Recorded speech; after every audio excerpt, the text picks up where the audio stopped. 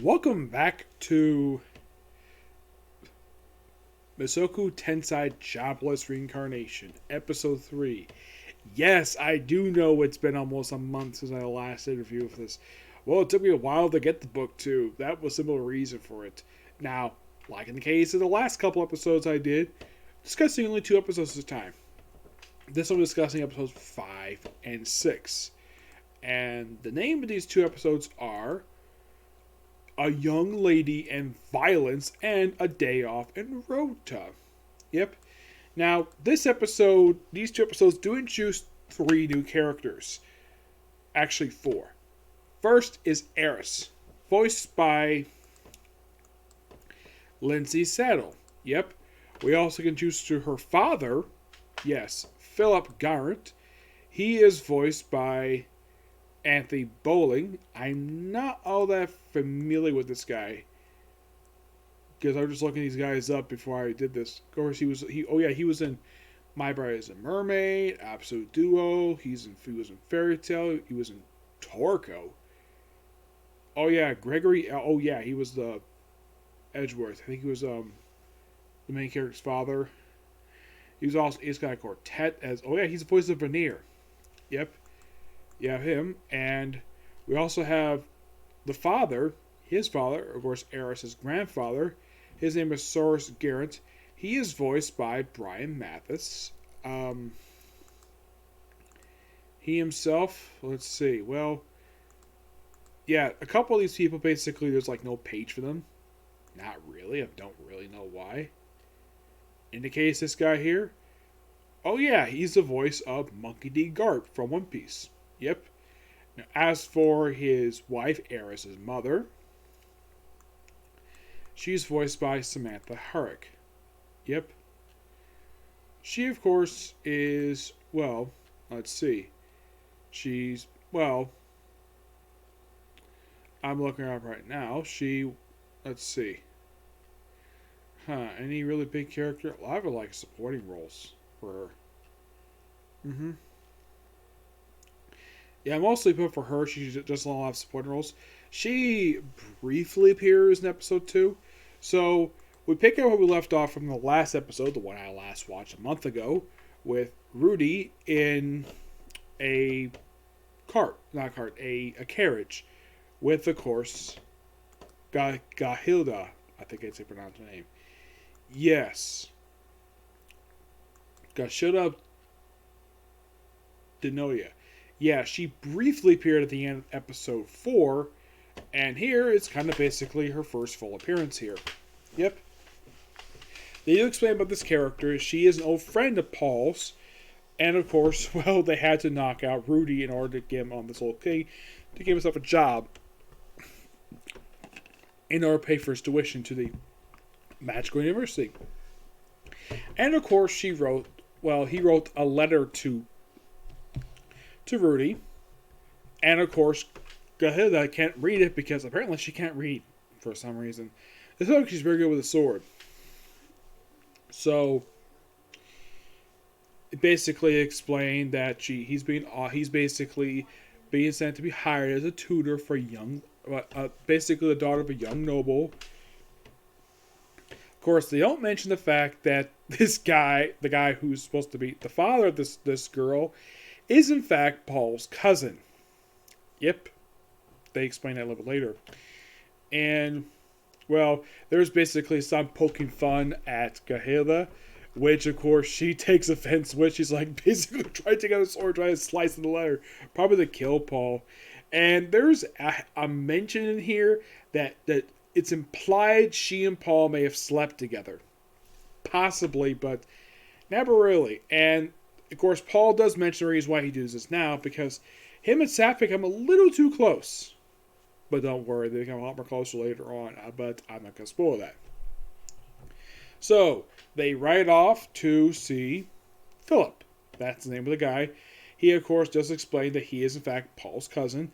And the fact Paul is basically sort of someone who's like a black sheep in the family, someone who's not very well liked. And of course, Rudy does a very polite, like, bowing to him. And of course, he has this sort of like before just does this as sort of, well, turns arm like this in order to basically pop a greeting.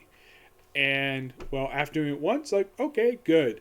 And, well, discuss basically exactly what the heck he's doing. He says that he's going to be a tutor here and be here for 5 years tutoring his daughter, Eris. And, well, like, wow, it's like, he's like, wow, like that's typical Paul. So, they go out to meet her, and she basically looks like she's like her clothes adjusted, and the first thing she does when Rudy basically politely introduces him to her, she proceeds to slap him, and then he slaps her. Now, they do cut the little bit, there's a little bit they cut out here from the actual book, where he does bring up the fact that Eris is his second cousin. Yeah, they actually don't mention that here at all. Nope. They do keep the whole thing about Paul being Philip's cousin. They kept that in here, but Eris being Rudy's second cousin, they cut that bit of dialogue out here. And of course, she proceeds to punch him and then basically hold him down with her legs, proceeds to beat the crap out of him. And then he's able to get her off him by using magic, or run away. And then, of course, well, then they decided to, okay, let's just find a way to get her hired. Well, it's like, are you going to quit? It's like, nope, I'm not going to quit. So, arrange a kidnapping. Yes, that is the plan. So arrange a kidnapping so he can rescue her to trust her. So they kidnap her, which that was part of the plan, but kidnapping him was not part of the plan. And of course, he frees him, and then of course he frees her. Then of course their captors decide to, well, be a little more rough with her. Well, basically by having her getting her teeth knocked out, but he does heal up her mouth, but not her full body per se, until they basically agrees to work together. I should point out though, there is a brief image in these two episodes of Roxy, his mentor for the first 4 episodes. She, of course, does not appear in this set. Nope. She does appear in the book itself, in case you're wondering. Yes, she does appear in the book, but she does not have physical appearance. She does not interact with Rudy in this book. Nope, she doesn't. There's a letter sent later on in the book, but I think they're probably going to explore the next 2 episodes. Which, oh boy, I'm looking forward to basically seeing that ending, because when I finished reading book 2, it had I didn't know about the ending of the book. And I'll discuss that more tomorrow when I discuss episodes 7 and 8, because it has by far one of the shockiest endings I have ever read in a light novel. Because I've never seen a cliffhanger like this, but I'll explain more about that in the very next episode. So, he basically he uses magic to basically melt basically use the earth magic to simply get bars free temporary prison doors. And of course, she makes a promise basically not to yell, and of course, to listen to him. Because at first of course, it's weird that she doesn't listen to him. And of course, they actually do cut out here basically facts about Eris. They do this every 10 pages, where we have to have a fact page about Eris, which I think that the anime may have cut that for good reason. So, they get out, and then of course they're able to hitch a ride back to Roma, basically the city where she lives in, and they meet with a guy from the manor, and it turns out he's actually involved with the kidnapping. And she goes to take it, of course, he rescues her. Though, of course, he also fires up his fireball in the air, and that apparently gets Gahuda's attention. Yep. Of course, very good scene here. At least I praised the studio for this. Egg Farm. They do a really good job with the scene. So, Eris is freed, and of course, one of the guys gets his head cut off. Yes. And, of course, the other guy gets beaten up, and then, of course, taken back to Philip. And, of course, everyone thinks that it's basically out for the day. They don't know about the whole thing about being kidnapped. And, of course, well, it turns out the kidnapping is real. So, it's like this guy will explain it. And then, of course, we have Philip basically having to work. Ahila takes credit for the rescuing of, Eris. And then we meet the grandfather. Yep, the grandfather.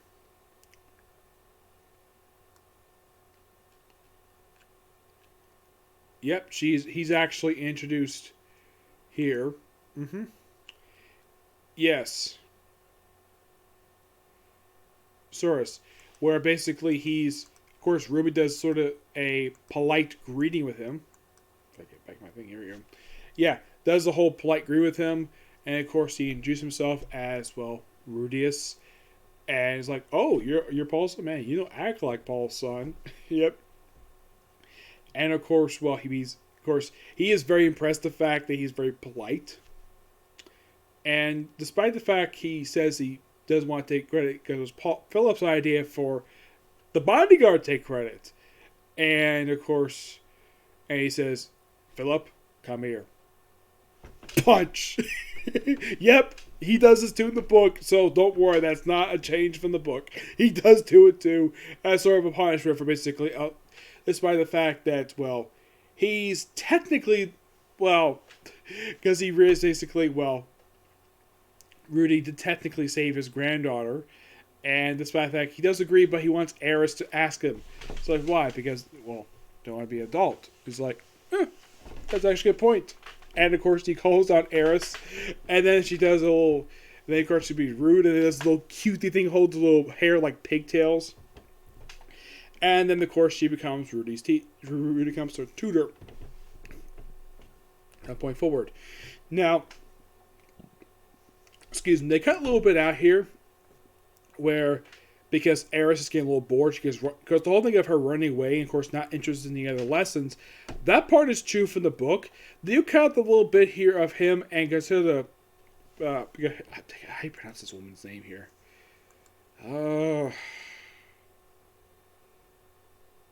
Gassan?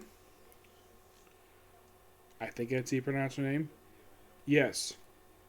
So basically, they cut a little thing out of the book here from the actual anime of basically work with her to reduce her schedule a little bit, give her a day off that here and now and then. So they actually cut that out here. I think it might be next episode. So they have the little day off, and they decided to go to the village for the day. And of course, well, Rudy, being polite, compliments Eris on her attire. She, of course, punches him, like usual, and they go out, and of course, he compares prices for the market, and of course, he stares at a particular item. She does not know the fact this is an aphrodisiac. She has no idea until later.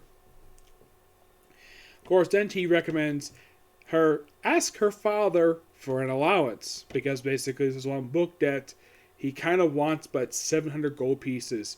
And of course, they compare salaries. The fact he gets paid 2 silver pieces per month. And of course, Gahilda here is paid 2 gold pieces because, well, not only is she the tutor for swordplay, she's also the bodyguard for the family, and she's basically a respected, well, swordmaster. Which, okay, that's okay explanation. And later on, he does get allowance that she does buy this item without realizing that she just bought an aphrodisiac. And of course, thing breaks, and of course, he has confessed to it, kind of. And, well, after she tickles him, of course. Yes, she tickles him. And I think that's it. Unless something else I missed here.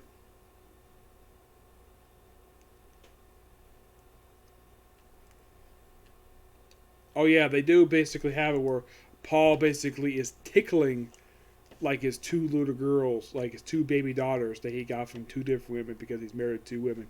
Yep. Oh yeah, also you see him making the Roxy figure. That plays a small role in the book of somehow like someone close to Roxy, the one who she's working for, gets his hands on the figure. Yep. And well, I think that's pretty much it. Just pretty much covered like everything I could think of. Oh yeah, also there was one other thing I forgot to mention. Like during the walk, Rudy's basically acting a little weird. Like he basically is like rubbing his face against the wall because he likes the walls of the city. And then he sees a fortress. He didn't know about it. He thought it was a fairy tale. Nope, it turns out it was real. Yep, it's his Lord something. One of the 7 heroes be this demon god. This demon lore like years prior, like 100 years prior to the events of the series. It's like he thought it was a fairy tale. Nope, turns out it was real. Yep. And there's also a joke about him trying to seduce Eris early on. It's like, I'm only 7, you know. That's what he says. And I'm like, oh, I thought that was so funny. Yep. But not much else to say about this. 2 good episodes. Can't wait for the episode. Watch the next 2 tomorrow with a very interesting cliffhanger. Ooh boy, I'm looking forward to it. Okay, so that's it for Sick of You, and that's going to be a video today. So tomorrow, as far as I can tell for tomorrow, got another one for this one here. Fairy tale, and maybe a comic corner. Okay, next video. Bye.